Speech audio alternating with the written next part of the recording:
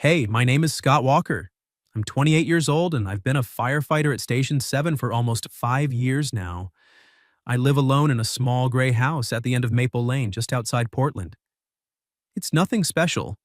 One story, a little faded paint, a porch wide enough for one wooden chair, a coffee table that wobbles, and 3 pots of basil I keep forgetting to water. But it's mine. After the breakup 2 years ago, I decided I didn't need much. My ex told me I was too safe. Too predictable, too ordinary. So I built a life that matched. Quiet shifts, quiet mornings, quiet evenings. I came home smelling like smoke and coffee, fixed whatever needed fixing, and tried not to let my heart get loud again. Then Violet Bennett moved in next door. She was 31, a pediatric nurse at the city hospital. Her house was cream-colored with white trim, a low wooden fence between our yards, and always a row of lavender pots on the front porch.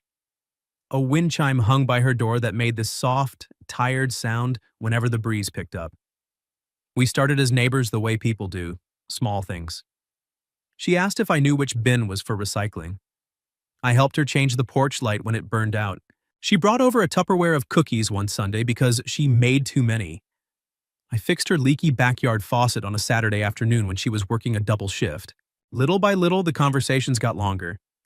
Some nights I'd come home after a rough call, still in my turnout pants, and find her sitting on her porch with a glass of iced tea, staring at nothing.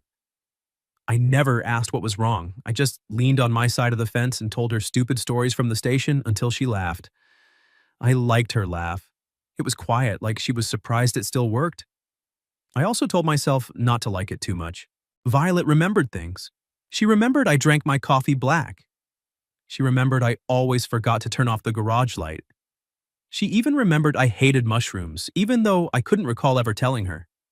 She made my house feel less empty without ever stepping inside it. That Friday afternoon, I was sitting on my porch cleaning my helmet after a long shift when she walked across the lawn carrying a warm apple pie on a ceramic plate. She wore a light blue sweater, hair pulled back like she'd done it in a hurry. Her eyes looked tired. "Scott," she said, stopping at the fence. "You free tonight?" I wiped my hands on a rag. "Depends. If you don't count microwave noodles and washing smoke out of my uniform, then yeah." She smiled, but it didn't reach her eyes. "Good. Come over for dinner." I paused. Violet had invited me in before. Coffee, soup when I had the flu, once even leftover lasagna, but dinner sounded heavier. "Special occasion?" She looked away. "Not really. I just cook too much. And I could use the company." That last part was what got me. Violet didn't ask for company often. I nodded. "All right, what time?" "7, and wear something decent." I glanced down at my old t-shirt and faded jeans. "Decent by neighbor standards or hospital standards?" She pressed her lips together. "Decent by meeting parents' standards." I should have asked more questions right then.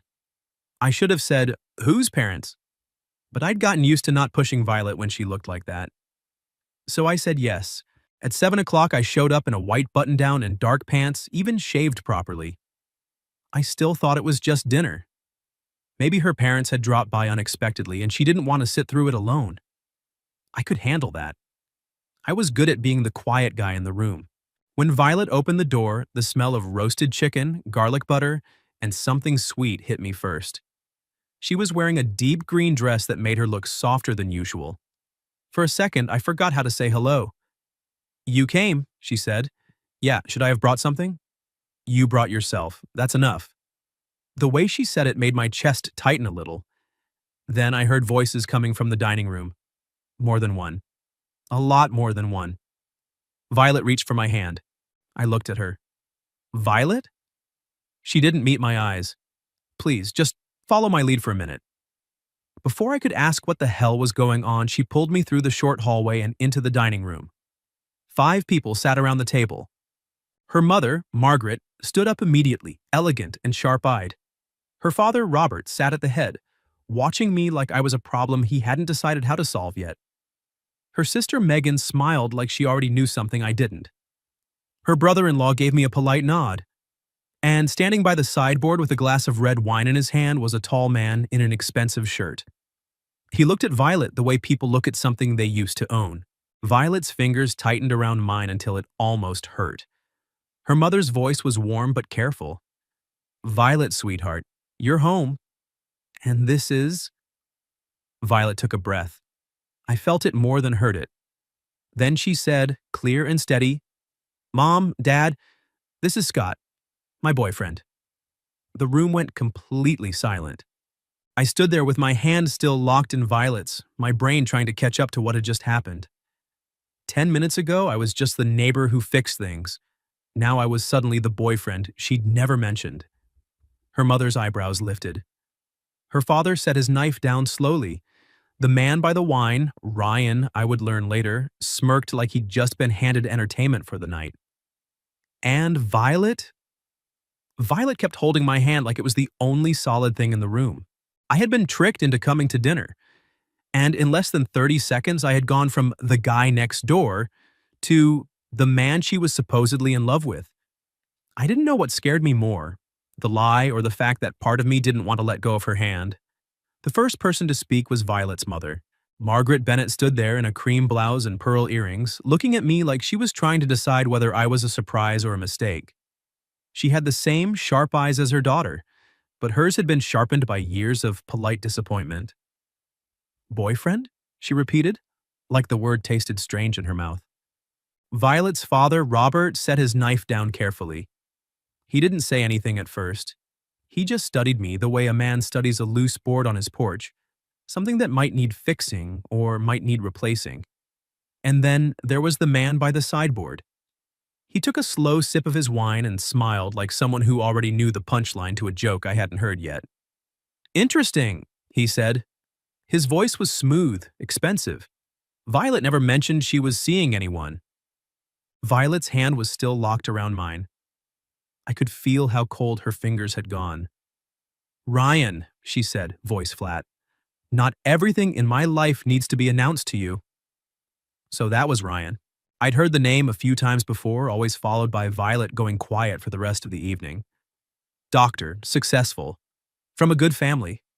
The kind of man her parents probably thought was perfect for her. He looked the part. Tall, confident, the kind of smile that made people want to agree with him.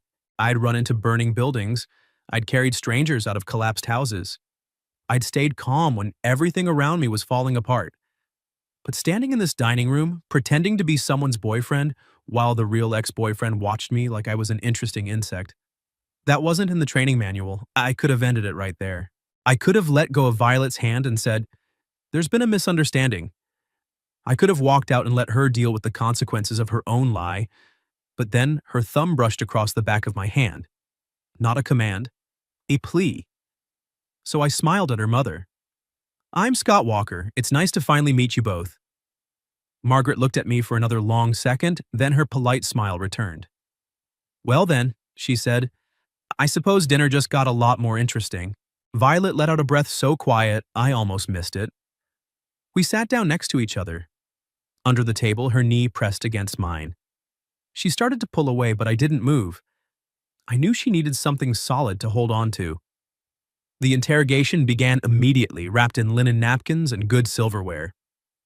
"So, Scott," Margaret said, cutting her chicken with surgical precision, "what do you do?" "I'm a firefighter at Station 7, I answered, "mostly rescue and emergency response in this area." A small silence fell over the table. Ryan swirled his wine. "Ah," he said, "a firefighter." The way he said it made it sound like I collected garbage for a living. Violet set her fork down a little too hard.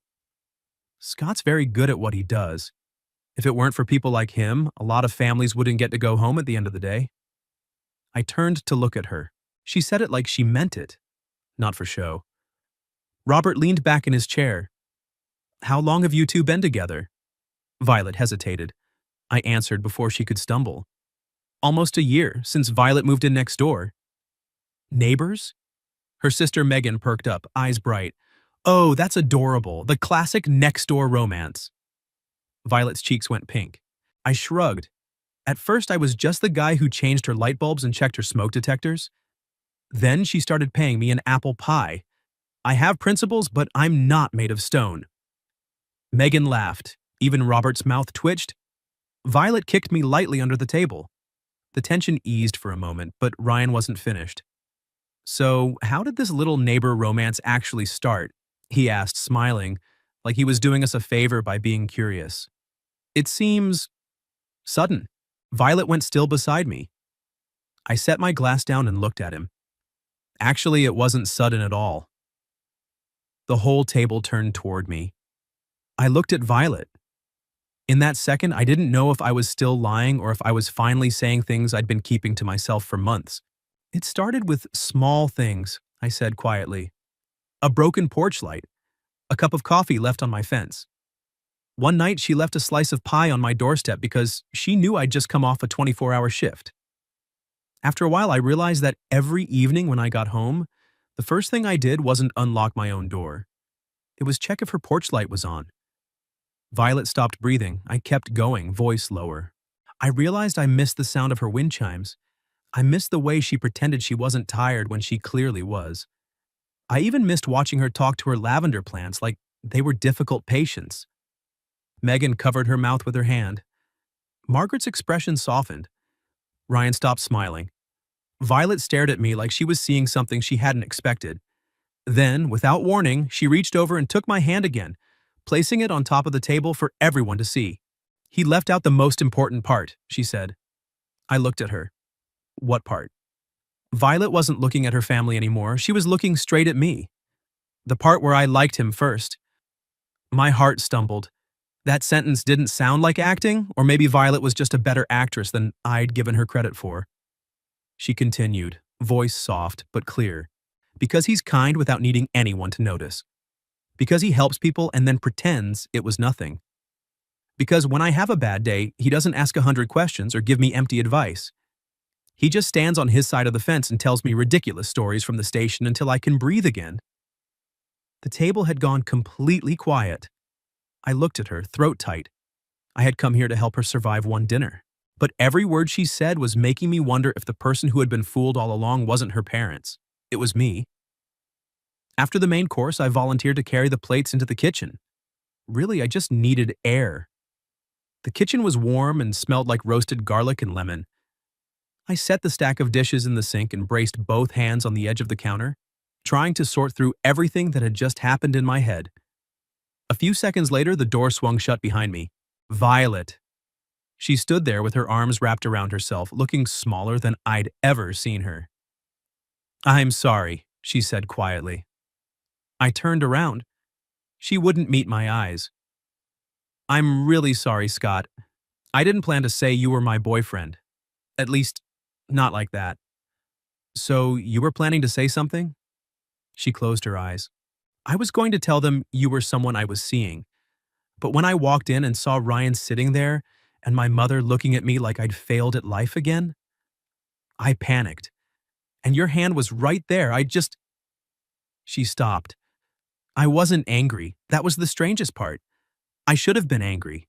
I should have been pissed that she dragged me into a lie, that she brought me here without warning, that she put me in the middle of her family and her ex like I was some kind of shield. But all I felt was something heavier, something that hurt in a different way. Ryan's the reason you needed me to come tonight? Violet nodded. My mother still thinks he's the right choice for me. Successful, good family, says all the right things. To them, Ryan is safe. They don't know what it actually felt like to be with him. What did it feel like? She looked down at the floor. Small. Guilty. Like my feelings were always an inconvenience. He never hit me, never yelled. He just made me believe that if I was sad, I was too sensitive. If I was tired, I wasn't strong enough. If I wanted to be heard, I was asking for too much. Her voice cracked. I took a step closer, but I kept enough distance that she wouldn't feel cornered. Violet, none of them know, she whispered, because in front of them, Ryan is perfect. And I'm just the 31-year-old woman who's still single, still living alone, still not settled the way they want me to be. I looked at her. I thought about all the nights she sat on her porch with cold tea, eyes red but still smiling, when I asked if she wanted to hear about the guy who tried to disable his smoke alarm with a butter knife because it kept going off while he was toasting bread. I thought about how she always said she was fine. and how I had almost believed her. The things you said out there, I asked slowly. How much of it was real? Violet lifted her head. The question hung between us. She could have said no. She could have told me it was all acting. She could have pulled everything back to the safe line of just neighbors. But she didn't. Some of it, she whispered, more than I want to admit. My chest tightened. Since when? She gave a small, tired laugh that sounded like it hurt. Maybe since the night you fixed my backyard faucet and stayed for 2 hours drinking coffee with me in the rain? Or the time I had a fever and you left soup on my doorstep with a note that said, "No need to open the door. I know you don't want anyone seeing you look pathetic." Or maybe it was all the afternoons you stood on your side of the fence pretending you were just passing by. I couldn't speak. Violet took one small step closer. I tried not to like you, she said, because you're my neighbor. Because if this went wrong, I'd still have to see your house every single morning. Because I was scared of needing someone again and finding out I needed the wrong person. And tonight I was selfish? She smiled, but it was shaky. I pulled you into my mess. I made you face my family. I used you to hide from Ryan. No. She stopped. I looked at her for a long moment. You asked me to be your shield. But what I said out there wasn't fake either. Violet's eyes filled. Scott. I don't know when it started, I said. Maybe it was when I realized I was fixing your fence more carefully than mine. Maybe it was when I started buying the coffee you like even though you only come over sometimes. Maybe it was every time I heard your car pull into the driveway after a night shift and felt something loosen in my chest because I knew you were home safe. Violet stood very still. I kept going. I thought it was just being a good neighbor. And now? I looked down at her hand. Now I'm not sure I can keep lying to myself. The kitchen was quiet. The space between us had shrunk to almost nothing. Violet looked at my mouth, quick, but long enough for me to notice. I lifted my hand slowly, giving her every chance to pull away. She didn't. My fingers brushed her cheek. I was about to say something. Maybe we should slow down. Maybe this isn't the right time. Maybe something responsible and careful. But right then, the kitchen door swung open. Megan stood there holding an empty wine glass, eyes bright with curiosity. Oh, she said. Sorry, I was just looking for the corkscrew, but it looks like you two are busy staring at each other like it's a Hallmark movie for adults. Violet yanked her hand back. Megan! Her sister shrugged. I'm rooting for you, by the way. Scott's definitely an upgrade from Ryan. Ryan has the energy of a man who wears loafers without socks. I almost laughed. Violet covered her face. Megan started backing out, but before the door closed, she added one more thing. Oh, and Ryan just brought up Boston. Violet went pale, and just like that, I understood. The night wasn't over yet. When we walked back into the dining room, the air had changed. Ryan was leaning back in his chair like he'd just played a winning card. Margaret was watching Violet with that careful, worried expression mothers wear when they think their daughter is making another mistake. Robert sat quietly, but his eyes had lost some of their sharpness. I didn't ask what was coming. I just sat down beside Violet and placed my hand on the table, close enough that if she needed it, she could reach for me. She did. Ryan spoke first, voice smooth and almost kind. I was just surprised, that's all. If you two are serious, I think Scott deserves to know that Violet was offered a position in Boston last year. A very good one. Higher salary, bigger hospital. She turned it down. Margaret sighed. It was a rare opportunity. I still don't understand why she let it go. Robert added quietly, We just want what's best for you, Violet. Violet's hand trembled slightly in mine. Ryan continued, still smiling. I always assumed she was afraid of change. She chose to stay here because everything was comfortable. Familiar job, familiar neighborhood, familiar neighbors. He looked at me when he said that last word. I met his eyes without blinking. Violet took a slow breath. I'm not afraid of change, she said. Ryan tilted his head. Then why? Margaret looked at her daughter, equal parts concerned and expectant. Violet, Ryan is only trying to help. So are we.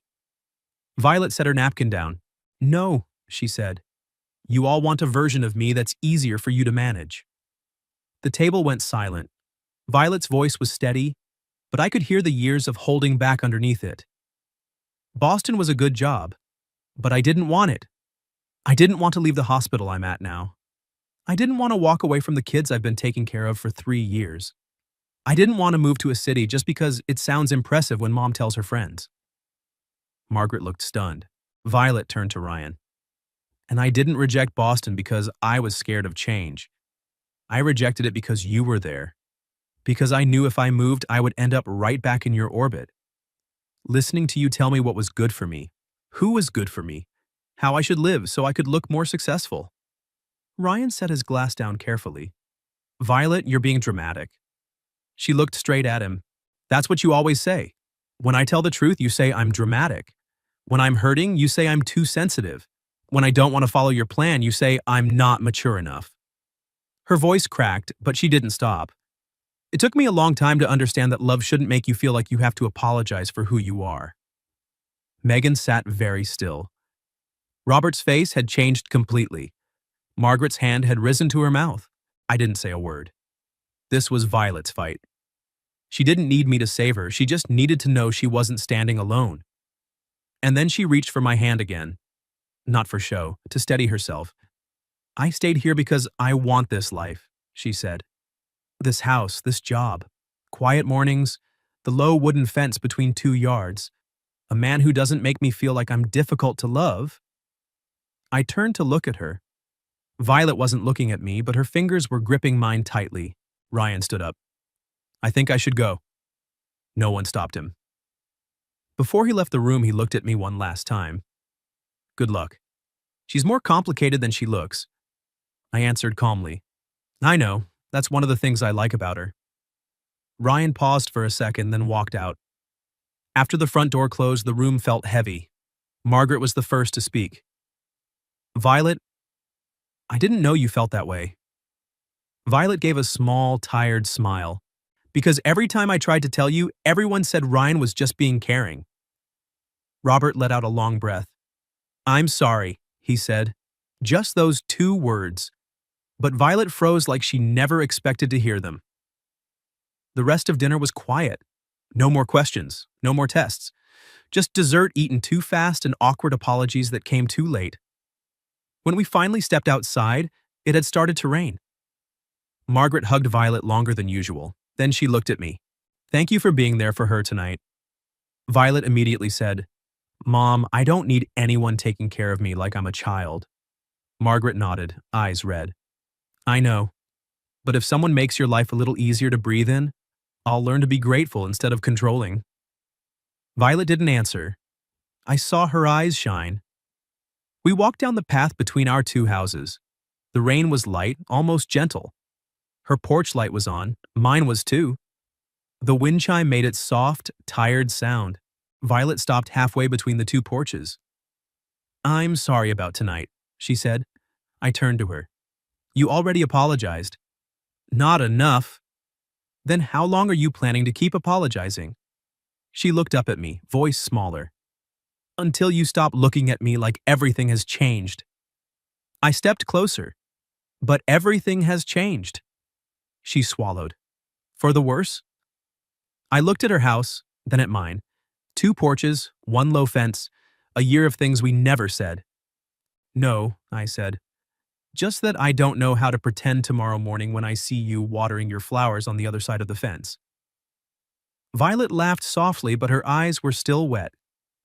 You don't have to pretend. I reached out and touched her cheek. She leaned into my hand without hesitation, then I kissed her. It wasn't rushed, it wasn't desperate. It was slow, careful, and a little shaky, like 2 people who had stood on opposite sides of a fence for too long and finally found the gate. When we pulled apart, Violet rested her forehead against my chest. Tomorrow's going to feel really strange, she whispered. Yeah. We're still neighbors. Yeah. What if this breaks? I looked down at her. Then we go slow. We don't turn one chaotic night into a lifetime promise, but we also don't pretend that kiss never happened. Violet was quiet for a moment. Then she nodded. Tomorrow, a real date? I smiled. No parents, no Ryan, no interrogation dinner. No lying? No lying. She looked up at me. So you'll come over at 7? I laughed. Are you going to introduce me as your almost husband this time? Violet smiled for real. Depends on how you behave. The next morning, I saw Violet at the fence. She was wearing an oversized sweater, hair loosely tied back, holding a watering can. She looked like herself again. Not the woman in the green dress from last night, but the neighbor I'd known for a year. Only everything felt different now. I stood on my side with a cup of coffee. Morning, neighbor, she said. Morning, fake girlfriend. She raised an eyebrow. Fake? I took a sip. We'll reassess after our actual date tonight. Violet laughed and tossed a dry leaf over the fence at me. Our first real date was simple. No fancy restaurant, no pressure. I took her to the weekend market by the river. Fresh bread, handmade coffee, and an old man playing violin slightly off-key. Violet bought me a keychain shaped like a firefighter helmet because you need reminding that you don't always have to run into burning buildings alone. I bought her a small lavender plant. You already have a whole garden of lavender, she said. This one's from my side of the yard. She looked at me. Why? So, even if you don't come over, I still have something of yours at my house. Violet didn't speak for a long time. Then she kissed me right there in the middle of the market in front of the honey stall with no audience and no reason except that she wanted to. After that, we took it slow, exactly like we promised. We still lived in our separate houses. We still saw each other across the fence every morning. She still came over with soup after my long shifts, and I still found excuses to fix things at her place that didn't really need fixing. But now, when she fell asleep on my couch after a double shift at the hospital, I didn't sit there frozen, afraid of wanting too much. I could pull a blanket over her, kiss her forehead, and listen to her mumble, "Stay a little longer." And I stayed. A month later, Violet invited me to dinner with her family again. This time, she told them in advance. No surprises, she said. No lying, no Ryan. I wore the same white shirt from that first night. Violet met me at her front porch. You know, she said quietly, the first time I pulled you into that dinner, I only thought I needed someone to stand beside me. And now? She took my hand. Now I want you beside me. The second family dinner was completely different. Margaret didn't interrogate me about 5-year plans. Robert asked about my shifts at the station, then casually mentioned his garage roof had a small leak and wondered if I could take a look sometime. Megan raised her glass and toasted, the couple who lied about their introduction but somehow ended up legitimate anyway. Violet turned red. I laughed. After dinner, Margaret pulled Violet into the kitchen for a private talk. I ended up in the backyard with Robert, who handed me a rake without saying much at first. This a disguised interrogation? I asked. He glanced at me. You talk more than I expected. I talk when I'm nervous. He gave a small smile. We raked leaves in silence for a while, then he said, She looks lighter when she's with you. I looked through the kitchen window. Violet was standing with her mother and sister, towel in hand, head tilted as she laughed. The warm light fell across her face. She makes me feel that way too, I said. Robert nodded. Then don't lose it. I looked at him. I won't just try, I answered. I'll learn. We've both been hurt before. Kind people don't automatically know how to love right. We have to learn. He didn't say anything else, but he clapped a hand on my shoulder before we went back inside. Winter came. Then spring. Our two houses stayed side by side, but the fence between our yards slowly stopped feeling like a boundary and started feeling like the place we met every morning. Violet planted more lavender on my side. I repaired her front steps. She left a mug with her name on it in my kitchen. I kept a jacket at her house because she always forgot to wear enough layers. Some evenings we didn't talk much. We just sat on our separate porches, hands touching across the fence, listening to the wind chimes and distant traffic. But the silence wasn't lonely anymore. It had someone in it.